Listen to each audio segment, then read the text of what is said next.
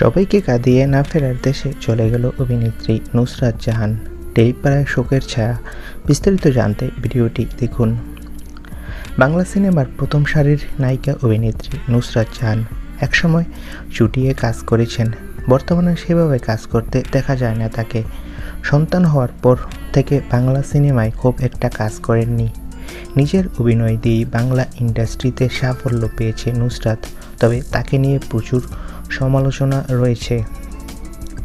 এই ইন্ডাস্ট্রিতে যশের সাথে সম্পর্ক থেকে বিয়ে একসময় খবরের শিরোনামে ছিলেন নুসরাত, যদিও সেসব পেরিয়ে এখন তারা হ্যাপি কাপল। খুব শীঘ্রই নুসরাত জাহানের নতুন সিনেমা আসবে, আর সেখানে আমরা একটা চরিত্রে দেখতে পাবো যে সে মারা গিয়েছে। তবে তার নতুন ছবিটার কিছু স্ক্রিপ্ট নিয়ে একটা কুচক্রী মহল দাবি করছে যে বাস্তবে নাকি অভিনেত্রী নুসরাত জাহান মারা গিয়েছে। বন্ধুরা, অভিনেত্রী নুসরাত জাহান বাস্তবে সম্পূর্ণ সুস্থ রয়েছে। আসলে সামনে তার যেই সিনেমাটি আসবে সেই ছবিতে আমরা তার চরিত্রটি মারা যেতে দেখব। তো বন্ধুরা, তোমরা কে কে নুসরাত জাহানের নতুন ছবিটি দেখার জন্য মুখিয়ে রয়েছো?